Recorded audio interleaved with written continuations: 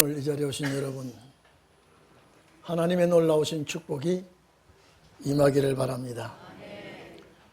이스라엘 백성들에게 3대 절기 중에 첫 번째 맞이하는 절기가 유월절입니다. 오늘 기독교에서는 부활절로 지키지요. 이 3대 절기 중에 첫 번째 유월절은 이스라엘 백성들이 거국적으로 지킵니다. 외국에 나갔던 사람들도 이 큰 축제에 예루살렘으로 집결합니다. 이 절기가 오면은 각 나라에 흩어져 있던 사람들이 집결하기 때문에 예루살렘은 대만원을 이루고 있습니다. 호텔이나 여인숙이나 심지어 가정집까지 아주 혼잡을 이루고 빈틈이 없도록 꽉 찹니다. 몇만 명이 모여드니까 그 예루살렘 거리는 인산인해로 가득 차게 되어 있습니다. 그런데 예수님은 3년 동안 제자들과 함께 복음 역사를 하며 천국 복음을 가르쳐 내는 동안에, 말씀을 전하는 동안에 예수님은 따로 유월절을 지키지를 않았습니다. 전혀 지키지 않고 있다가 갑자기 제자들에게 유월절 지킬 준비를 하라고 명령을 내리시니까 이건 너무 황당합니다. 한 번도 따로 지켜보지도 않았고 어떤 준비도 하지 않았는데 주님의 말씀은 놀라운 일이 아닐 수 없습니다. 제자들에게는 충격적입니다. 제자들에게 이런 일은 주님과 함께 해본 적이 없고 예수님도 예루살렘에 유월절 절기에 다녀오고 또 이렇게 참석하셨으나 따로 지키는 일은 예수님의 공생애 중에 처음이요 마지막입니다. 가장 힘들었던 주간이요 괴로웠던 주간이 이 주간인 것 같습니다. 오늘 이 자리에 계신 여러분, 젊은 예수가 나이든 제자들에게 말씀을 하셔도 나이든 자들이 전혀 예수님에 대한 말씀을 이해하지 못합니다. 유월절을 지키도록 하라. 이거는 이날까지 예수님이 말씀하시지 않았던 일을 제자들에게 명령을 내리니까 또 별도로 모임을 갖는다고 한 절기는 제자들에게는 상당히 의아하기도 하고 또 갑자기 명령을 내리시니까 어떻게 준비를 해야 될 줄도 모르고 있습니다. 막막한 사건이죠. 오늘 양을 잡아야 하는데 잡을 양도 없고 이거 어떻게 해야 되는지 제자들은 당황할 수밖에 없습니다. 그런데 주님은 죽음을 앞에 놓고 이제 정리를 하고 마무리를 합니다. 제자들은 양을 잡을 준비를 하는데 주님은 내가 양이니까 양 잡을 것은 하지 말고 이제는 양 없는 유월절을 지키게 합니다. 오늘 이 자리에 계신 여러분, 만약에 우리에게 이런 주의 명령을 하신다면 우리도 역시 당황할 것입니다. 오히려 시험이 될 수도 있습니다. 갑자기 아무것도 없는데 어떻게 준비를 하라고 이 명령을 내리십니까?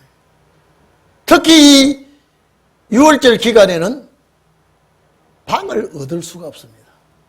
민간인까지 꽉 들어찼는데 어디서 우리가 유월절을 지키려고 어떻게 해야 됩니까? 제자들은 막막합니다. 그래서 제자들이 예수님께 질문을 합니다. 어떻게 해야 되겠습니까? 어느 장소가 우리를 위해서 예배한 장소가 있겠습니까? 그럴 때 예수님께서 베드로 요한에게 동네에 네가 들어가거라. 너희들이 들어가면 어떤 남자가, 주로 여자들이 물을 많이 길는데 어떤 남자가 물동이에 물을 길고 가거들랑 따라가서 우리 선생이 제자들과 함께 유월절 먹을 준비를 하라고 이렇게 명령을 하십니다 라고 그 물 길고 가는 그 사람을 따라가라. 여러분, 참 이게 인간으로 생각할 때는 이게 황당합니다. 물 길러 가는 사람이 어떤 사람인지 그 뒤를 따라가면은 또 무슨 소리를 들을지 참 제자들에게는 어려운 문제요, 큰 숙제를 안고 있습니다. 우리 선생이 제자들과 함께 유월절을 먹어야 되는데 유월절을 지를 객실이 어디 있느냐고 물으면 줄 것이다. 여러분, 사람의 생각은 도저히 안 되는 것 같지만, 불가능한 일이지만 주님의 뜻에 순종하면 하나님께서 허락이 됩니다. 하나님께서 이제 역사를 하게끔 하십니다. 여러분, 이 제자들은 준비도 하지 않고 예수님이 시키는 대로 하고 따라가서 방을 달라고 하니까, 아니 뜻밖의 큰 다락을 하나, 방 하나 준비가 돼 있었습니다. 만약에 다른 사람들에게 그 방을 주었다면 정말로 예수님은 유월절을 지키지 못합니다. 그런데 이미 하나님께서 예비하고 계셨습니다. 그 집에 가면은 준비하도록끔 다 하나님께서 허락하는 것을 예수님께서 말씀을 하고 있습니다. 이것뿐입니까? 마태복음 21장 1절에서 4절 보면 예수님께서 예루살렘으로 가시다가 감람산 그 기슭에 벳바게에서 이제 두 제자를 보내죠. 또 요한과 야고보를 보냅니다. 가다가 맞은편 동네에 가서 낙이 새끼와 함께 매여 있는 것을 이가 보거들라. 거꾸로 풀어 놓으라. 뭐 말할 것도 없이 마치 내 말을 끌고 가는 것 같이 끌고 오느라. 그럼 주인이 만약에 뭐라 하거들랑 또 주인이 있어. 주인이 서시겠다고 하면 그 말을 내줄 것이다. 그 제자들이 갔더니 아니나 다를까 맞은편에 나귀가 매여 있습니다. 뭐 볼 것도 없이 주인이 누구냐 빌려달라 할 것도 없이 풀고 끌고 오려고 하니까 여보시오 누구시오? 왜 남의 나귀를 푸시오? 아, 주인이 풀어. 주인이 난데 주인이 또 있냐 이 말이에요. 여러분, 천지 만물을 지으신 주인은 원주인은 주님이시고 관리하는 주인은 나귀 맡아서 기르는 그 주인이 관리자의 주인입니다. 그 순종할 때에 큰 모든 역사가 일어나고 있습니다. 오늘 여러분, 우리도 이제 신혼의 날이 앞에 오고 있는데요. 어떤 문제든지 주의 뜻이면 순종하시기를 바랍니다. 여러분, 이 당시에는 구약 율법책 선지자들의 말한 책은 있어도 신약 성경이 없어요. 신약 성경이 없어요. 예수님 말씀하신 것이 성경이에요. 예수님 말씀하신 것이 기록된 말씀과 같습니다. 오늘 우리는 직접 말씀하시는 주님은 보좌에 계시지만 그 말씀하신 문서 기록이 주님의 말씀이 우리에게 오고 있습니다. 우리에게 전하고 있습니다. 그렇기 때문에 그 당시는 성경이, 신약 성경이 없을 때는 예수님 말씀이 성경이었어요. 예수님 말씀이 치시였고, 예수님 말씀이 능력이었고, 예수님 말씀이 구원이었습니다. 이제는 기록된 말씀이 주의 명령인 줄로 믿고 잘 따르시기 바랍니다. 제가 늘 말씀합니다.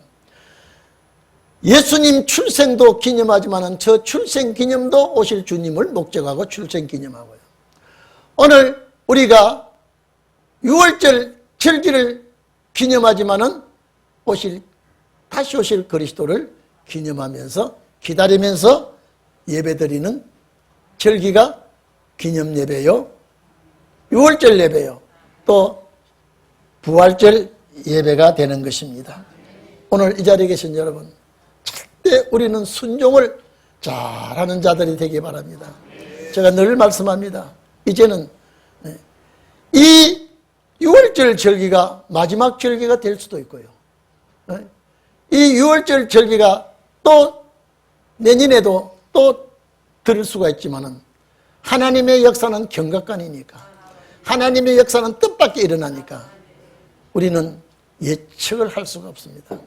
오늘 이 자리에 계신 여러분, 특히 우리 동익교회 성도 여러분, 하나님의 뜻이라고 하는 그 명령 앞에는요, 말씀이라고 하는 그 지시 앞에는요, 절대 멈칫하지 말고 순종하는 자들이 꼭 되기를 바랍니다.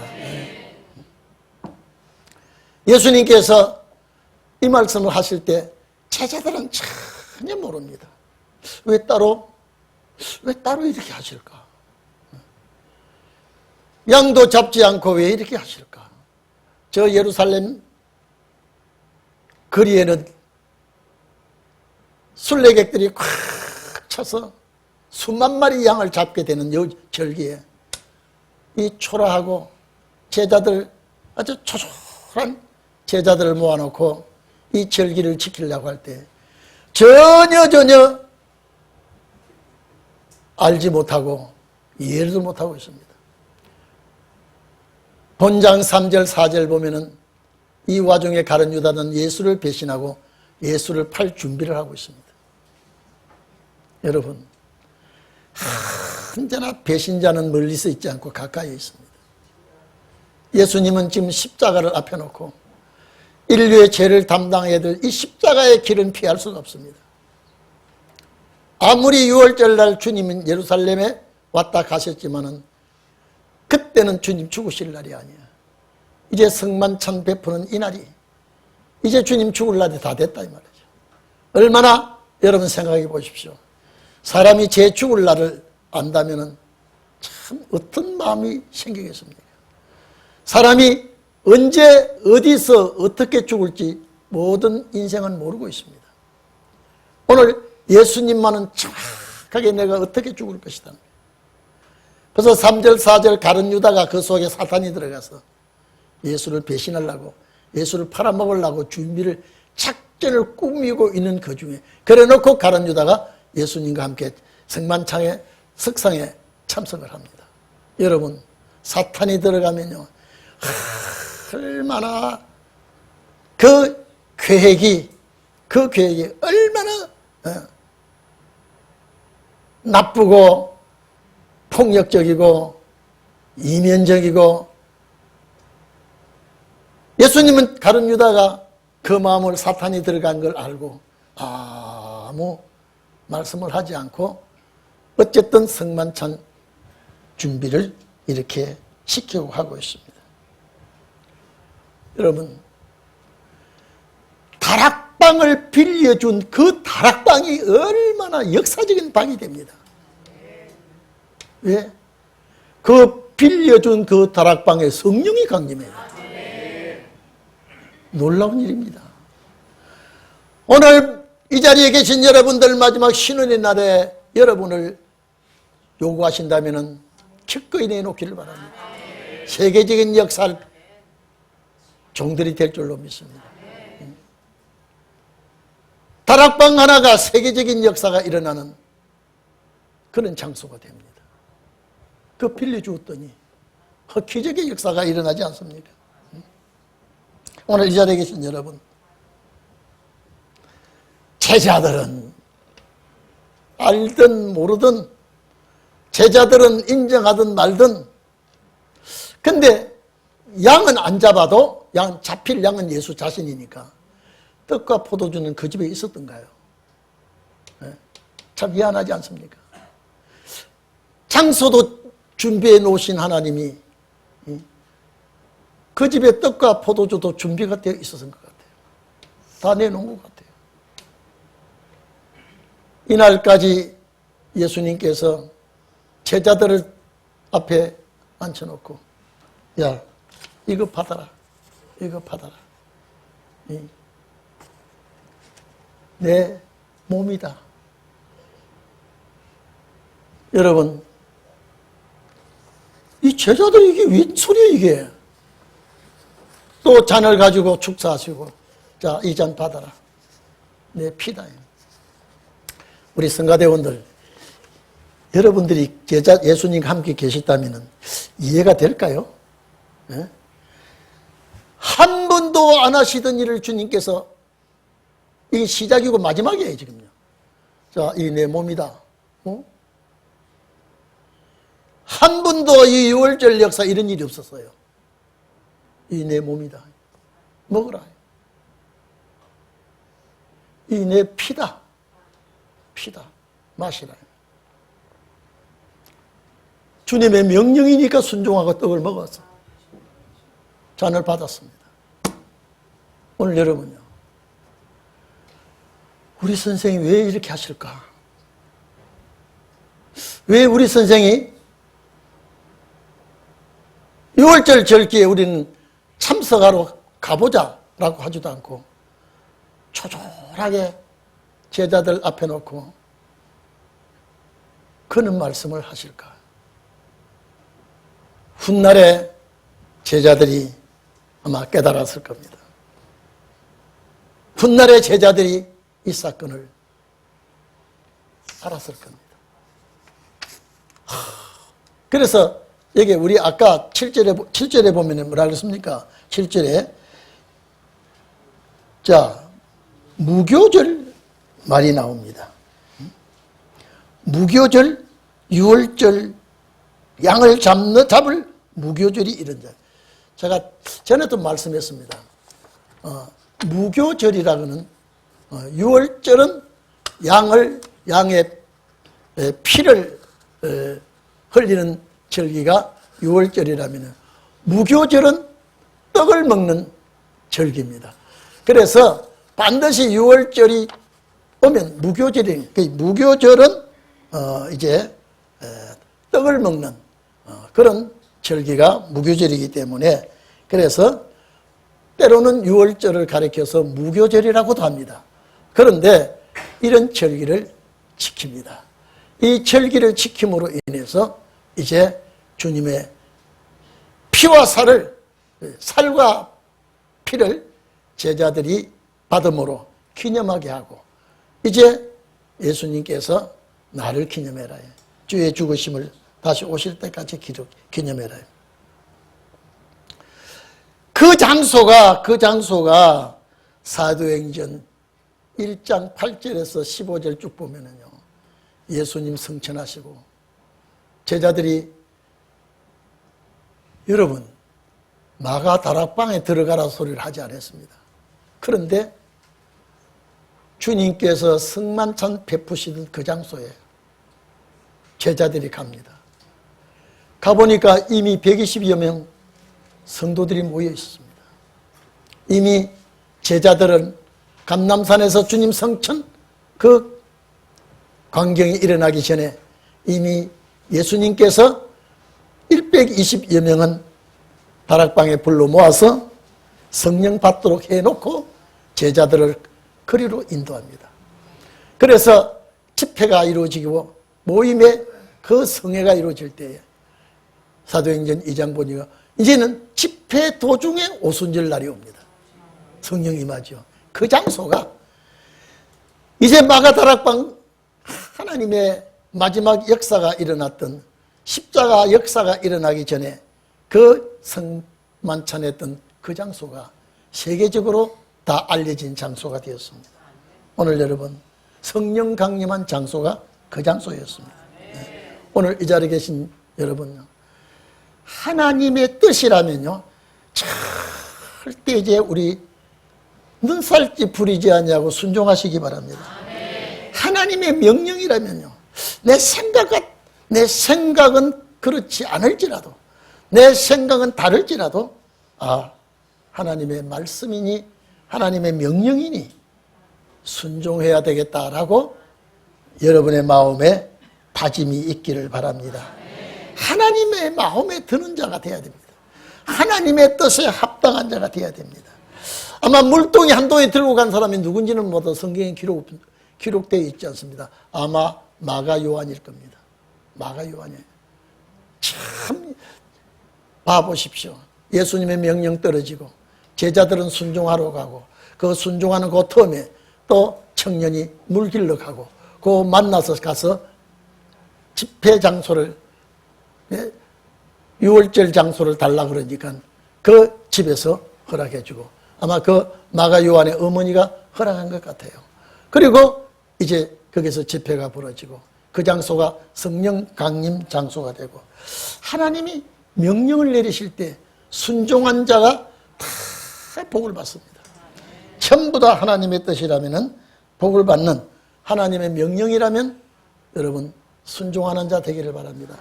여러분, 우리가 이 절기를 지키고 경각간에 여러분요, 마지막 신원의 역사가 폭발할지 모릅니다. 이 경각간이니까 어느 날 갑자기 이 역사가 일어날 때에 여러분이 서임받는 자가 되기를 바랍니다. 주가 명령하시면 내가 따라가야 되겠습니다. 사탄은 여러분 이걸 뭔지 알고 방해합니다.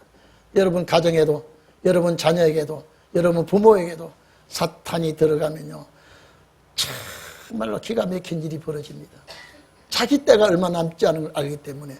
왜냐하면 이 죽어서 부활하는 이 구원은 사탄이 손을 대지 못합니다. 그러나 큰 구원은요, 사탄이 자기 있는 대로 수단과 방법을 가리지 않고 방해를 부립니다. 여러분, 우리는 첫째 하나님의 뜻에 순종하는 자 되기를 바랍니다. 절대 순종하고, 그 다음에 하나님의 기뻐하는 일은 솔선수범하시기를 바랍니다. 그리고 그 모든 것이 제사입니다. 하나님의 뜻을 따라 일하는 그 모든 그 하나하나가 마지막 제사로 주님은 인정하실 것입니다. 여러분 아시죠? 열왕기상 3장 보면은요, 솔로몬이 하나님 앞에 7,000번 제사를 드립니다. 하나님이 기뻐하는 제사를 솔로몬이 드릴 때에 하나님이 그 제사를 흡족하게 받고, 야, 너 뭘 줄까? 내가 하나님이 그 제사에 성공한 솔로몬에게 내가 뭘 줄까? 다른 거 다 원치 않냐고 하나님의 백성을 잘 심판하고 다스릴 수 있는 시혜를 달라고 할 때 하나님이 감동을 받아가지고, 야, 부귀영화까지 다 주어버렸지 않습니까?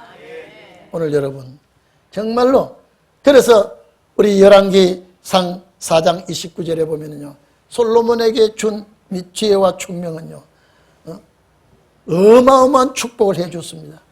솔로몬에게 지혜와 총명을 심히 많이 주고, 그 다음에 넓은 마음을 줬다. 참 여러분요, 우리가 넓은 마음을 받아야 되겠어요. 넓은 마음을 주사 바닷가에 모래같이 하시고, 솔로몬의 지혜가 동양의 그 어느 누구보담도, 또 애굽의 그 어떤 지혜보담도 더 뛰어나게 하시다. 하나님의 뜻에 순종하는 여러분이 꼭 되시기를 바랍니다.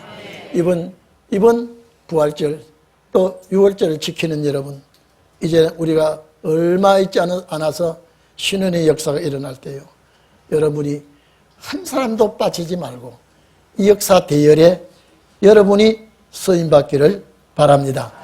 기도합시다.